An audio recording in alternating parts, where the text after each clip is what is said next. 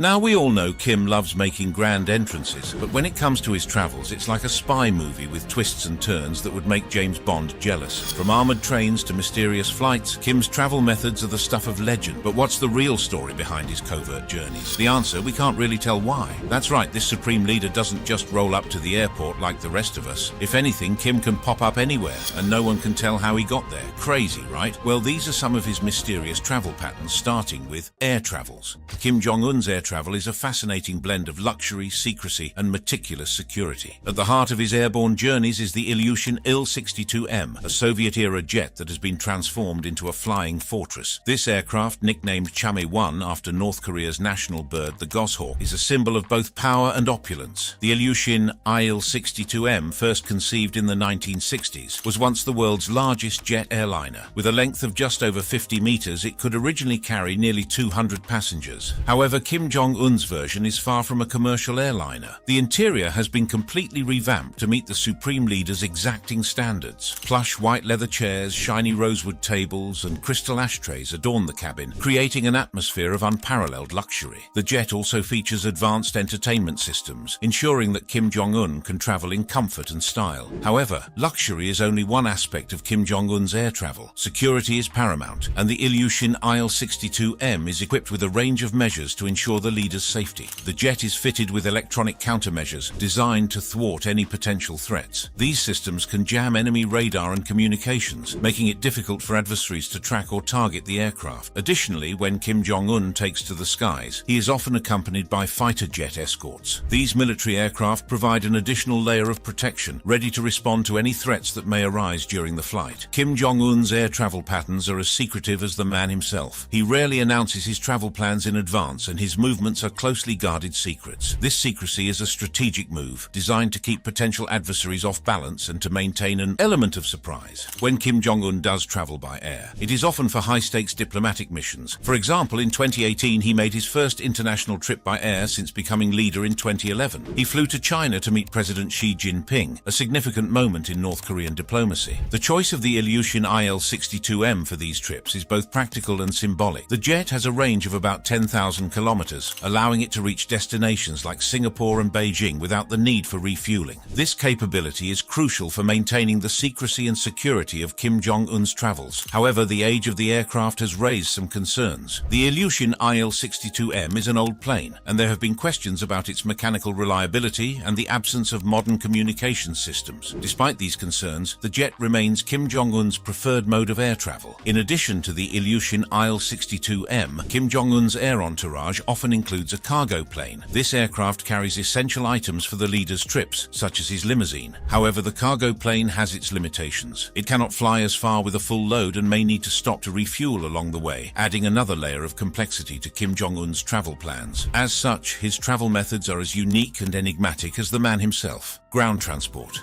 Kim Jong-un's ground travel is a masterclass in secrecy and security. The North Korean leader's movements are meticulously planned and executed to ensure his safety and maintain an aura of mystery. Let's delve into the known methods and security measures surrounding his ground travel, including his use of luxury vehicles, potential travel routes, and security protocols. One of the most iconic symbols of Kim Jong-un's ground travel is his armored Mercedes-Maybach limousine. This vehicle, reportedly costing over $1.5 million, is not just a luxury car, but a fortress on wheels. The limousine is equipped with bulletproof and bomb-resistant capabilities, designed to withstand attacks that would incapacitate most other vehicles. It features run-flat tires, allowing it to continue driving even if the tires are punctured. The passenger compartments are sealed to protect against chemical attacks, ensuring that Kim Jong-un remains safe no matter the threat. The limousine is part of a larger convoy that accompanies Kim Jong-un during his travels. This entourage includes led cars that scout the route ahead, escort vehicles that flank the limousine, and additional cars that follow behind. The convoy is meticulously planned and executed, with each vehicle playing a specific role in ensuring the supreme leader's safety. The lead cars are responsible for identifying and neutralizing potential threats, while the escort vehicles provide additional layers of protection. The entire operation is a logistical marvel, designed to keep Kim Jong-un safe and his movements hidden. Kim Jong-un's travel arrangements are not just about security. They are also about projecting power and prestige. During his visit to Russia in 2019, he traveled in his armored armored Mercedes Maybach limousine, which he brought with him on his special train. This was a clear display of his wealth and power, as well as his ability to operate independently of international sanctions. Speaking of sanctions, it's worth noting that many of the luxury vehicles Kim Jong-un uses are believed to have been smuggled into North Korea. A 2021 United Nations report highlighted an attempted shipment of luxury vehicles worth more than $1 million from the United Arab Emirates to Ningbo, China, for onward delivery to North Korea. Despite international sanctions, Kim Jong-un has managed to maintain a fleet of foreign-made luxury cars, further adding to the mystery and intrigue surrounding his travel arrangements. Kim Jong-un's travel is not just about moving from one place to another. It's a carefully orchestrated operation designed to ensure his safety and project his power. His use of armored limousines, secretive trains, and a massive security entourage is a testament to the lengths he goes to protect himself and maintain his image as the supreme leader of North Korea. But the story doesn't end there. Kim Jong-un's travel arrangements also involve a network of underground tunnels and secret routes. These tunnels are believed to connect key locations in Pyongyang and other parts of North Korea, allowing him to move quickly and undetected.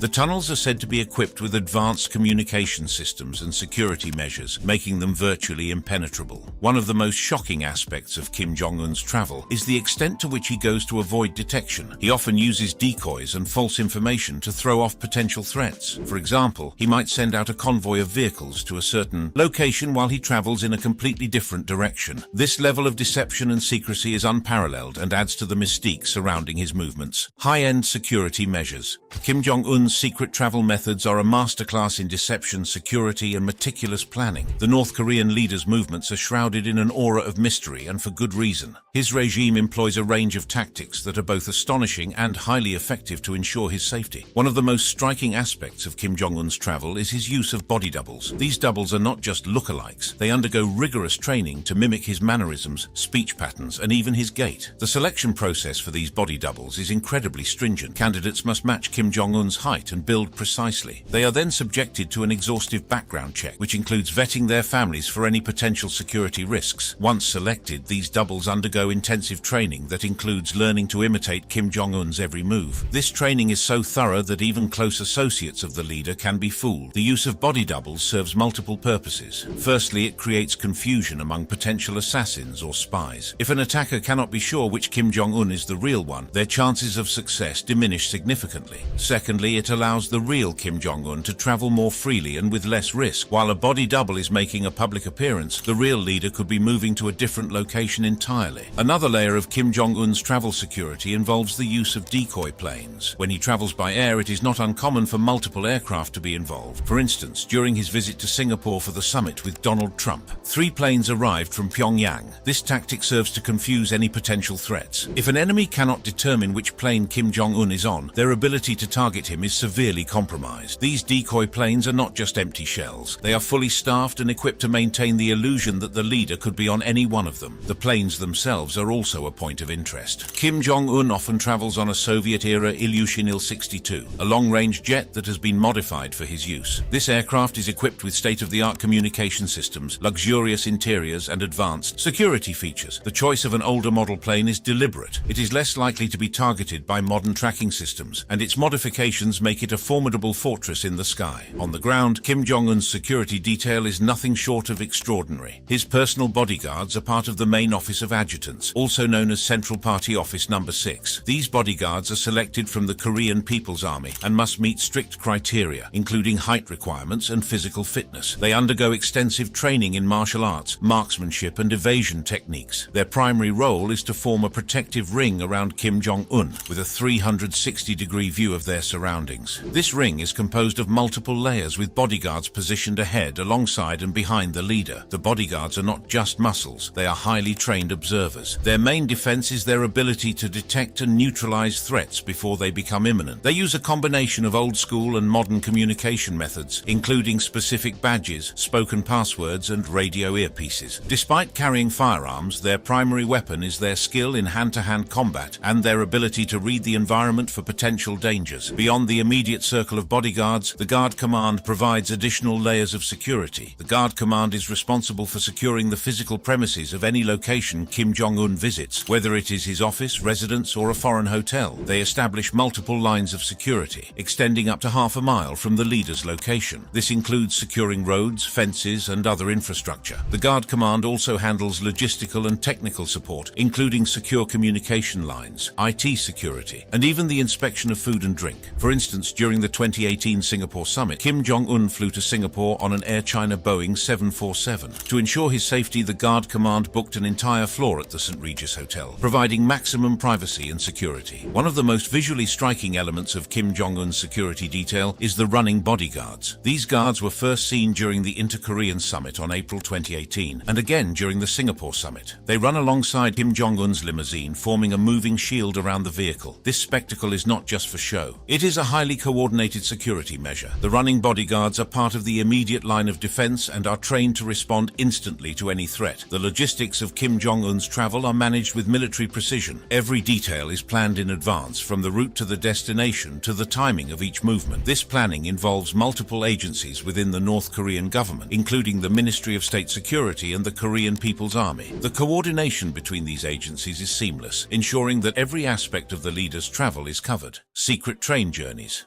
Kim Jong-un's secret train journeys are a fascinating blend of luxury, security, and strategic planning. This olive green train, adorned with a distinctive yellow stripe, is not just a mode of transport. It is a fortress on wheels designed to protect one of the world's most enigmatic leaders. Inside, the train is a world of opulence. Long rows of pink leather chairs provide a comfortable seating arrangement for Kim and his entourage. The train is equipped with state-of-the-art conference rooms, allowing Kim to conduct meetings and stay connected with his government at all times. The bedrooms are designed for maximum comfort, ensuring that Kim can rest and rejuvenate during his long journeys. The luxury extends to the dining car, where passengers can enjoy a menu that rivals the finest restaurants. Fresh lobster, pork barbecue, and cases of fine French wine are just some of the delicacies on offer. Young women, introduced as lady conductors, entertain guests with songs, adding to the surreal experience. Konstantin Pulikovsky, a Russian official who traveled with Kim Jong-il in 2001, recounted in his book Orient Express that it was possible to order any dish of Russian, Chinese,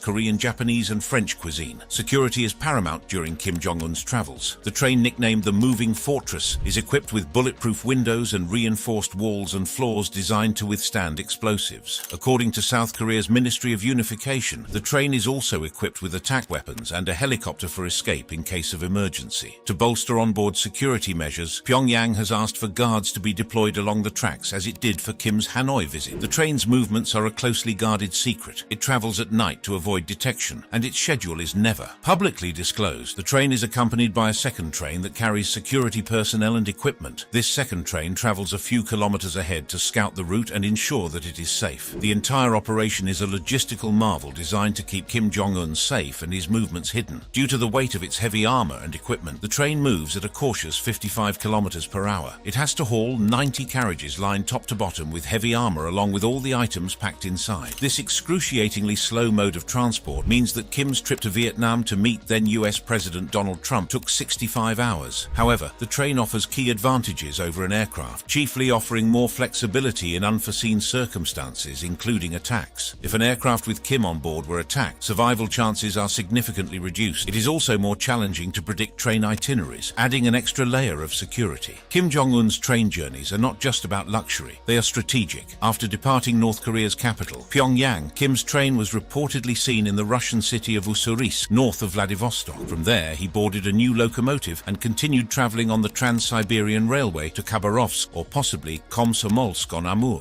The 608-kilometer journey from Pyongyang to Vladivostok takes about 20 hours. Since taking power in 2011, Kim Jong-un has made 7 international trips and crossed the border into South Korea twice, using his train for most of these high-profile visits. From his 2018 trip to Beijing to his 2019 summit in Hanoi with then US President Donald Trump, the train has been his preferred mode of transport. While Kim Jong-un is not afraid to fly, as evidenced by his 7 previous overseas trips, he often uses his train for its strategic advantages. His private plane, Chamae-1, named after North Korea's national bird, is a Cold War-era Russian-made Ilyushin 62. Analysts question its reliability due to its age and possible maintenance issues. In 2018, during his trip to Singapore to meet President Trump, Kim used an Air China Boeing 747 provided by Beijing. The plane took off using a standard flight number but changed its call sign mid-air, a move analysts suggest was to assuage Kim's safety concerns and ensure China was not sidelined at the summit. Despite the rare bout of diplomacy, the talks between Kim and Trump collapsed in 2019. However, the use of the train and the plane decoy highlighted the lengths to which Kim Jong-un goes to ensure his safety and maintain secrecy during his travels. Mystery yachts and boats. Our journey into the secretive world of Kim Jong-un's luxury yachts begins in Wonsan, a coastal city that serves as a private haven for the Kim family. This sprawling compound, complete with private villas, beaches, and a massive boat shed, is the epicenter of Kim Jong-un's maritime escapades. But what makes these yachts so special, and how did they come into his possession? In the late 2000s, satellite imagery revealed the construction of a larger boat shed within the Wonsan compound. This shed is believed to house some of the most extravagant vessels owned by the Kim family. Among these is the Princess 95 Ma yacht, a 95-foot marvel of modern engineering and opulence. The Princess 95 Ma yacht, worth a staggering $7 million, is proof of Kim Jong-un's taste for luxury. Manufactured by the British-based Princess Yachts, this vessel belongs to the luxurious LVMH group, known for owning brands like Louis Vuitton and Christian Dior. The yacht's procurement, however, is shrouded in controversy, as it potentially constitutes a direct infringement of UN sanctions on the procurement of luxury goods by North Korea. The Princess 95 Ma is not just a yacht, it's a floating palace. It boasts an expansive flybridge deck, generous staterooms, and a full-width saloon and dining area. This yacht can accommodate up to 10 people in unparalleled elegance, making it the perfect vessel for extended life on board. The interior is designed to provide maximum comfort and luxury, ensuring that Kim Jong-un and his entourage travel in style. In May 2013, during a 10-day on-the-spot guidance tour along North Korea's east coast, Kim Jong-un was photographed inspecting the August 25th fishery station. Keen observers noticed the starboard side of a large luxury yacht in the background, believed to be the Princess 95 Ma. This sighting confirmed the presence of this opulent vessel in Kim Jong-un's fleet. The yacht's distinctive hard-top roof and stainless steel bar supports match the details of the Princess 95 Ma, leaving little doubt about its identity. But how did Kim Jong-un manage to acquire such a luxurious yacht despite stringent international sanctions? The answer lies in the clandestine world of maritime shipping. Large cargo ships, known as yacht ships, are often used to transport luxury yachts. These vessels can be strategically concealed within container ships, shielded from prying eyes by surrounding containers and tarpaulins. One such company involved in this covert operation is Global Unity Shipping, a Dalian-based firm that specializes in providing comprehensive shipping services to North Korea. With a fleet of 15 ships and a staff of 242, Global Unit Shipping plays a crucial role in transporting luxury goods to the secretive state. This company, along with others, ensures that Kim Jong-un's yachts are delivered discreetly, avoiding international scrutiny. Kim Jong-un's fleet doesn't stop at the Princess 95 Ma. The Princess 98 My, an updated version of the 95 My, is another gem in his collection. This yacht, priced at over $8.7 million,